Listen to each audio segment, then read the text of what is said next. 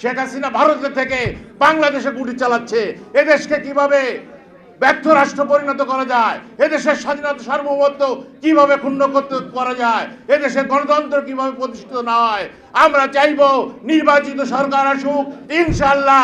শেখ হাসিনা কেন, অন্য কোনো প্রতিবেশী দেশ কেন বাংলাদেশের গণতন্ত্র রক্ষা কোন বিনষ্ট করতে পারবে না, স্বাধীনতা সার্বভৌমত্ব ক্ষতি করতে পারবে না। উপস্থিত আজকের প্রধান অতিথি বিএনপির সংগ্রামী মহাসচিব, বর্ষিয়ান জননেতা, দীর্ঘদিন বারবার কারা নির্যাতিত নেতা এবং বাংলাদেশের জনগণের মণিকোঠায় যিনি স্থান লাভ করেছেন, বীর মুক্তিযোদ্ধা এবং একজন সুবক্তা, আমাদের প্রাণপ্রিয় নেতা, সাবেক মন্ত্রী, সাবেক এমপি জনাব মির্জা ফখরুল ইসলাম আলমগীর উপস্থিত রয়েছেন।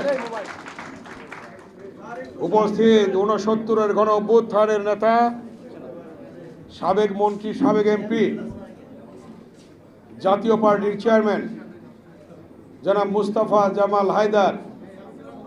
উপস্থিত এনপিপির সংগ্রামী চেয়ারম্যান, সুপ্রিম কোর্টের একজন বিশিষ্ট আইনজীবী জনাব ফরিদুজ্জামান ফরহাদ সহ উপস্থিত জাগপার সাধারণ সম্পাদক জাকির হোসেন রিয়াজ সহ উপস্থিত সমমনা জোটের সংগ্রামী নেতৃবৃন্দ, সুধীবৃন্দ, প্রিয় সাংবাদিক বন্ধুরা, আসসালামু আলাইকুম। বক্তব্য রাখবেন আমাদের আজকের প্রধান অতিথি, বর্ষিয়ান জননেতা, বীর মুক্তিযোদ্ধা, বারবার কারা নির্যাতিত নেতা জনাব মির্জা ফখরুল ইসলাম আলমগীর। আমি সংক্ষিপ্তভাবে আমার বক্তব্য শেষ করব। আজকে আপনারা জানেন জিয়াউর রহমান এক দলের পরিবর্তে বহুদলীয় গণতন্ত্র প্রবর্তন করেছেন। কথাটা ঠিক কিনা? গণতন্ত্র এনেছেন এই দেশে জিয়াউর রহমান, এবং এর পরবর্তীতে যখন স্বৈরশাসক ক্ষমতা দখল করে, গণতন্ত্র হরণ করে মার্শাল ল জারি করেছিল, স্বৈরাচারী এরশাদ দীর্ঘ 9 বছর আপসীর নেতৃত্বের মধ্য দিয়ে দেশ নেত্রী বেগম খালেদা জিয়া এদেশে গণতন্ত্র এনেছিলেন। ঠিক কিনা? আজকে দীর্ঘ 16 বছর এই স্বৈরাচারী ফ্যাসিস্ট শেখ হাসিনা একদলীয় শাসন ব্যবস্থা কায়েম করেছিল, এবং সেই আন্দোলনে ইলিয়াস আলী, চৌধুরী আলম, সুমন সহ অনেক ভাই গুম হয়েছে, রক্ত দিয়েছে। 16 বছর আন্দোলনের মধ্য দিয়ে বিএনপির ভারপ্রাপ্ত চেয়ারম্যান জনাব তারেক রহমান এবং সর্বশেষ ছাত্র জনতার আন্দোলনের মধ্য দিয়ে এই বাংলাদেশে আমরা আবার নতুন বাংলাদেশ পেয়েছি, স্বৈরাচার মুক্ত, ফ্যাসিস্ট মুক্ত বাংলাদেশ। এই বাংলাদেশকে ধরে রাখার জন্য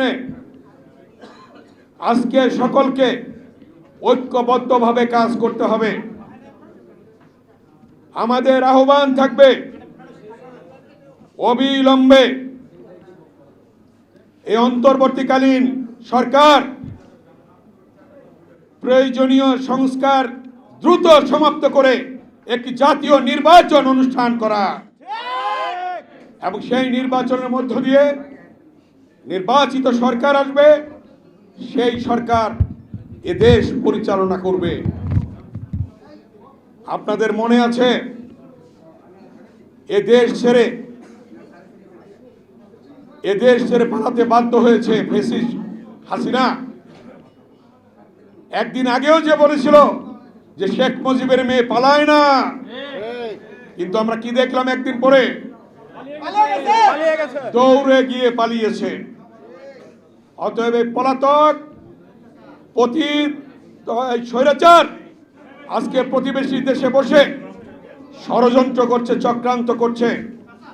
আজকে বাংলাদেশের জনগণ ঐক্যবদ্ধভাবে এই পতিত স্বৈরাচারের ষড়যন্ত্র মোকাবেলা করে আগামী দিনে একটি নির্বাচন দেবে এবং এই নির্বাচন আদায় করবে, এটাই আজকে সকলের শপথ। এবং যাক পারে আলোচনা সভায় সকলকে ঐক্যবদ্ধ হয়ে সেই নির্বাচনের দাবিতে ঐক্যবদ্ধ হয়ে কাজ করার আহ্বান জানিয়ে আমি আমার বক্তব্য এখানে শেষ করছি। আল্লাহ হাফেজ। বাংলাদেশ জিন্দাবাদ, জাগপা জিন্দাবাদ। বিএনপির নেতৃত্বে জাতীয়তাবাদী সমমনা জোট দীর্ঘ 16 বছর আন্দোলন করেছে। সেই আন্দোলনের ফসল হিসেবে শেখ হাসিনা এ দেশ থেকে পালাতে বাধ্য হয়ে পার্শ্ববর্তী দেশ ভারতে অবস্থান করছে। সংগ্রামী ভাইরা আমার, আমরা আন্দোলন করেছি শুধু শেখ হাসিনার দুর্নীতির বিরুদ্ধে নয়, শেখ হাসিনা টাকা পাচারের বিরুদ্ধে নয়, শেখ হাসিনার বিরুদ্ধে আন্দোলন করেছি। এদেশে মানুষের ভোটের অধিকার ক্ষুণ্ণ করেছে, এদেশে মানুষের ভাতের অধিকার ক্ষুণ্ণ করেছে, এদেশের মানুষের গণতন্ত্র হরণ করেছে। তাই আমরা আওয়ামী লীগের বিরুদ্ধে আন্দোলন করেছি, কারণ আরেকটা সুষ্ঠু নির্বাচনের জন্য। কিন্তু বর্তমান সরকার সংস্কারের নামে কালক্ষেপণ করে নির্বাচন দিচ্ছে না, শুধু সংস্কার সংস্কার আর সংস্কার। কি সংস্কার করতে চায় সেটা জাতিকে স্পষ্ট করতে হবে। মানুষ চায় নির্বাচন, মানুষ চায় নির্বাচিত সরকারের মাধ্যমে এ দেশ পরিচালনা করা হোক। আমি এই সরকারকে বলবো, আপনারা দেশ ভালো চালাতে পারছেন না। বাংলাদেশের ইতিহাসে এই প্রথম সচিবালয়ে আগুন ধরেছে, আপনারা তার কি ব্যবস্থা করেছেন? আপনি আরো চিন্তা করতে হবে। শেখ হাসিনার দোষণ নিয়ে এদেশের আন্দোলন, এই দেশের সরকার গঠন করতে পারবেন কি, এটা আপনার চিন্তা করতে হবে। সংগ্রামী ভাইরা আমার, নির্বাচন আপনারাও চান, নির্বাচন আমরাও চাই, কিন্তু এক শ্রেণীর লোক আছে যে নির্বাচন দিলেই বিএনপি ক্ষমতায় আসবে, বা দেশের মানুষ যদি বিএনপিকে ক্ষমতায় আনে তাহলে আপনার আমার অন্য দলের অসুবিধা কি? আমরা চাই এই দেশে ইদানিং শুনছেন এই সরকার কিছু লোক একটা নতুন দল করবে। নতুন দল করার ক্ষমতা সবার আছে, কিন্তু কিংস পার্টি করে বাংলাদেশে টিকে থাকতে পারবে না। যারা কিংস পার্টি করতে চান তারা সরকার থেকে বেরিয়ে আসুন, তারা সরকার থেকে বেরিয়ে এসে কিংস পার্টি করুন। শেখ হাসিনার অনেক সমস্যা আছে, এই সরকার সেই সমস্যা সমাধান করতে পারবে না। শেখ হাসিনা ভারত থেকে বাংলাদেশে গুলি চালাচ্ছে।